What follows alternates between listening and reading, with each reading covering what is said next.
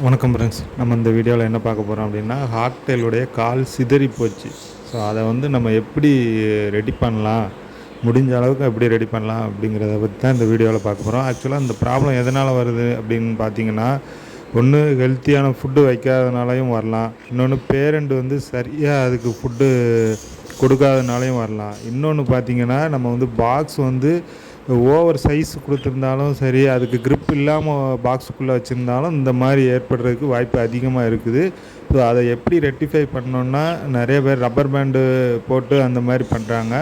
So இந்த மாதிரி கார்ட்போர்ட்லேயும் நம்ம பண்ணலாம். கார்ட்போர்டில் 2 ஹோல்ஸ் போட்டு ஒரு அளவுக்கு கேப் விட்டு 2 காலுக்கு இடையில் எவ்வளோ கேப் இருக்குங்கிறத ஒரு தோராயமாக மதித்து நம்ம 2 ஹோல்ஸ் போட்டு அந்த 2 ஹோல்ஸுக்குள்ளே கால் 2யுமே நம்ம விட்டுட்டோம்னா ஒரு அளவுக்கு ரெடி ஆகிடும் அப்படின்னு நிறைய பேர் சொல்கிறாங்க. ஸோ நான் இதான் ஃபஸ்ட் டைம் நான் வந்து ட்ரை பண்ணுறேன்.